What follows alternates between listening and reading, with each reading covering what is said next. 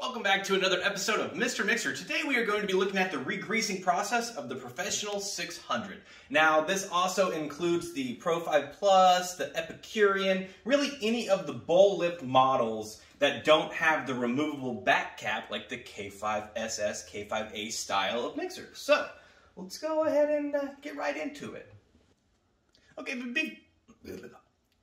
Okay, before we get started on the fix, let's talk about what tools we're going to need. So you're going to probably need 2 flathead screwdrivers, a Phillips head screwdriver, a pair of snap ring pliers. You're going to need some new grease, obviously, a new gasket, and a rubber mallet. And if you'd like, we also have this grease pick. We'll show you what it's for a little later in the video. Now, we do offer all of this stuff in a kit on our website, so make sure to check that out. Okay, so the first thing we're going to want to do is go ahead and get our Phillips head screwdriver. We're going to want to unscrew the beauty band here. Real easy.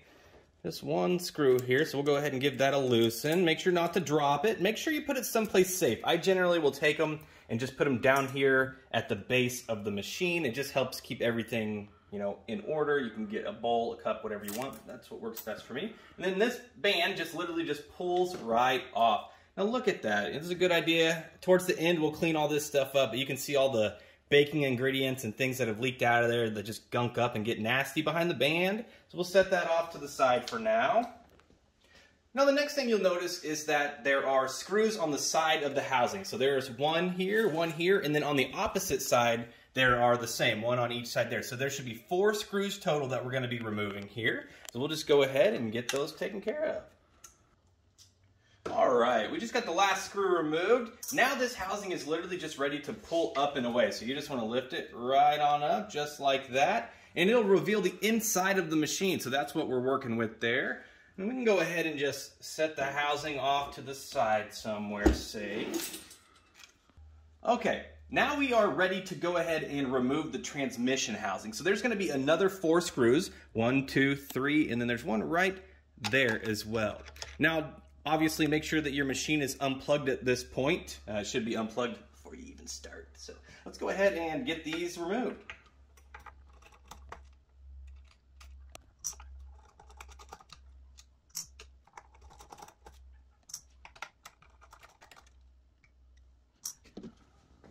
Okay, now that we have all 4 of them removed, let's go ahead and just pull up. You just pull straight up on this transmission housing. Now, you don't want to damage this board here, okay? So it is screwed down with a Phillips head screws, and then there's these little plastic clips, and you can break those if you're not careful. So you just kind of want to weasel it around there and get it on up out of the way so you're not ramming into that. And now we got it open. Look at all that gunky goodness in there. Okay, so now that the housing is out of the way, we can go ahead and remove this worm gear here. This is called the worm gear, and it's literally just a floating gear. There's really nothing holding it down. It just pulls right on up, out and away, and so we can go ahead and just set that down off to the side for now. Now make sure you have a ton of paper towels because this is going to be a little bit of a messy job. You're going to want some to wash your hands off. You're going to need some to wipe some of these gears off as well. So make sure you got ample supply. Okay, now that we got that worm gear out of the way, take a peek right here. You see this, you can see a little bit of silver there in the black. That is actually gear shavings that have come off of some of the gear. So I'm assuming we're going to find a gear that definitely has some wear in there. If you have that, you definitely got to get all the grease out of there because otherwise you're going to have metal shavings still in there. If you don't replace the grease and you go to replace a gear or something like that and you don't replace the grease, that's going to get mixed back in there and it'll be like liquid sandpaper. So definitely make sure that you're doing that.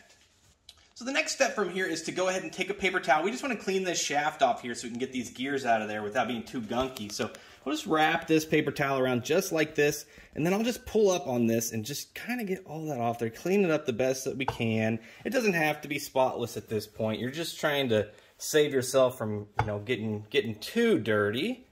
There we go, just like that. So once you have the worm gear pulled out, you want to go ahead and get your snap ring pliers and a flathead screwdriver. And we're going to go ahead and remove this snap ring right here. So what you want to do is you just want to get your snap rings just in the little tabs there, you'll see two little holes on that, and you're just going to expand it. Now, I like to take a screwdriver once it's expanded and just wiggle the side up just like that to get it up out of there. And then if you take the second screwdriver on the other side, and you can wiggle that up as well, just to get it on up out of the little channel that it sits in. See, now it's out of the channel, and it's going to be a lot easier to get on up out of there now. So we're going to take these two flathead screwdrivers, and we're just going to just pry up just a little bit to get that raised just a hair there. There we go. And now we are ready for just the pliers here. So we're going to go ahead and get those in to their little holes there. And then we'll just split it, and we're going to pull up on it at the same time that we widen it to get it to move up this shaft here. Now this is really the hardest part of this job, and it's not terrible, but it can be a little bit tedious. There we go.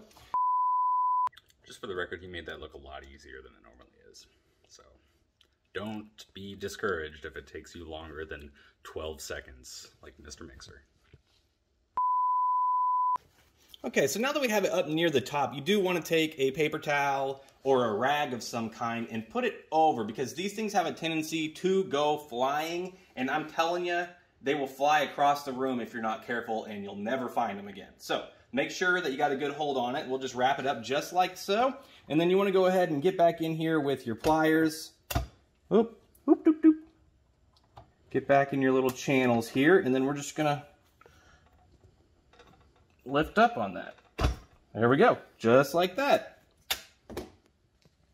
She's off. All right, so go ahead and get your flathead screwdrivers again at this point. We're just gonna kind of wiggle them in underneath this gear right here.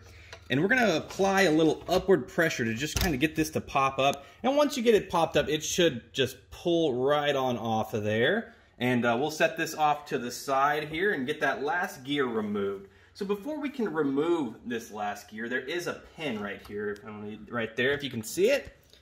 And we'll just go ahead and pull that out. You don't actually need a punch for this. It should just pull on out just like so. Make sure to put it in a safe spot for safekeeping for later.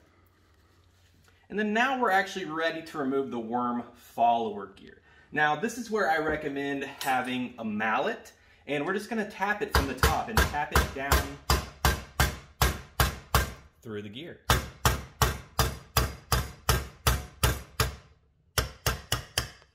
There we go.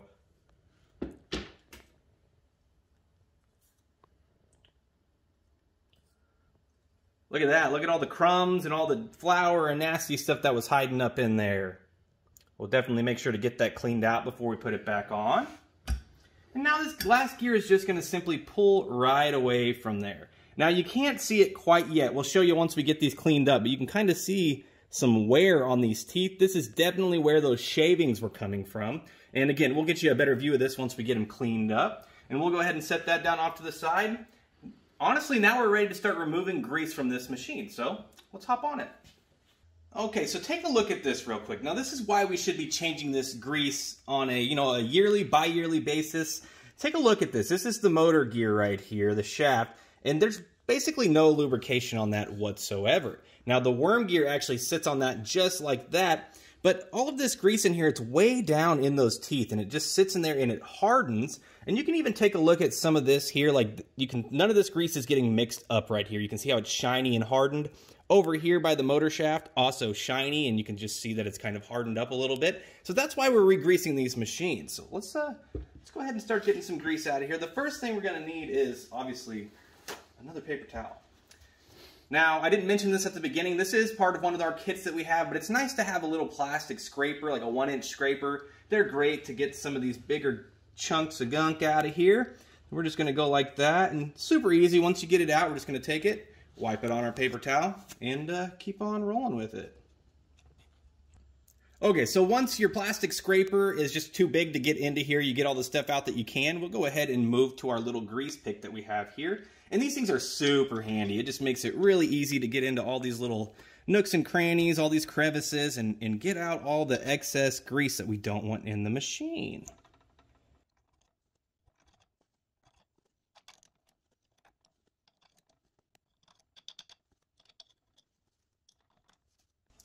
Now, once we have most of the grease out of there, or all we can get with our scrapers, then we're going to go ahead and take a paper towel, and you can just literally just rub this thing out just like that. We'll get it cleaned up. This thing, I said, doesn't have to be spotless, but you do want to get a majority of the bigger, gunkier stuff on up out of there. Now here's a little treat. Take a look down in these little channels right here. You see all that brown liquid down there? That's actually oil that has separated from the mixer. Now some of these, as you could tell at the start of this one did not have very much grease in them. Some of them have a little bit more than that, and they really will start to leak outside of the housing and leak into here. Now they don't necessarily leak outside of the machine like the tilt head models do, but they will leak into your machine, and once they start leaking into your machine, they can also come down the neck and then leak onto your counter as well. Alright, so we want to go ahead and get that excess oil that leaked out of there. So again, we'll just take a paper towel just like so, and we'll take our little spud, or our little pick here, and we'll just run it down there and just kind of dry some of that up. It'll soak it up and get it cleaned up in there. There we go. See, we got a majority of the oil out of there, and let's get this one taken care of too.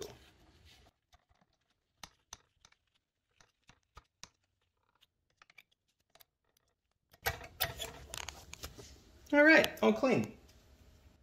Now we got the lower housing taken care of. We're going to go ahead and move up into the upper housing. So there's the gear right here. This is the hub gear for the attachments, and it literally, you can just take your finger and push on it, and it'll just push right on out.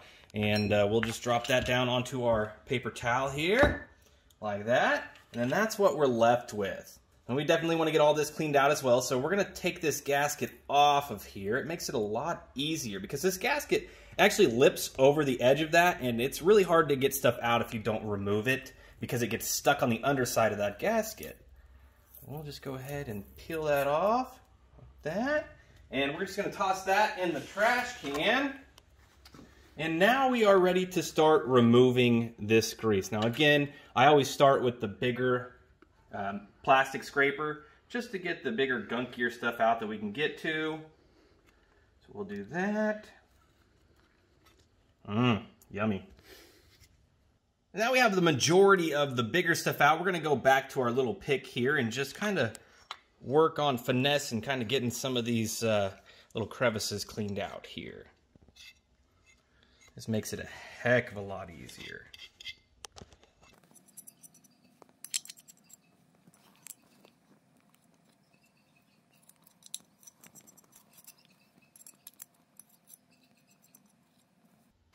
All right, there we go. Okay, on to another paper towel here. We got a majority of the stuff out. We're just going to go ahead and play cleanup now. Clean up on aisle 3 here, and we're just going to wipe this out. And like I said, you don't have to have these things spotless, but you do want them, you know, fairly clean here. I'll show you the finished product here once we get done wiping. There we go, just like that. See, it's not completely spotless, but you did get a majority of the stuff out of there. And so, yeah, now we're ready to start taking grease off of the gears. So the gears are actually going to be in part 2 of this video. So we had filmed this video originally before we already have it released, but it was about 45 minutes long. And that's just, that's a pretty long time to sit with the video. So we're going to break it up into a couple parts, add a few things, add some production value, because it was the very first video that we made, and we've improved a lot since then. So we're going to save that for part 2. Thank you for joining us for part 1. Obviously, we're going to link part 2 at the end of this video. And make sure you click that, follow along. We're going to show you how to get all the grease off of the gears and how to re-grease the machine and put it back together. So again, if you're needing any parts, tools, grease, gaskets, anything like that, make sure to check out our website. We'll go ahead and put it in the description below. We do have, like I said, we have all of these gears. We have all the tools and everything you need. So make sure to check that out. Also, we do have a Discord channel that we'll link below. We're trying to build a nice little baking community full of just fellow bakers and friends where we're sharing recipes and spreading some love. So definitely make sure to check that out. If you enjoyed this video, make sure to give us a like and a follow and hit that bell for notifications. And last but not least, we do have a subscription. It is $3 a month or $5 a month. And with that, we actually give away a KitchenAid mixer every single month. So don't miss out on that.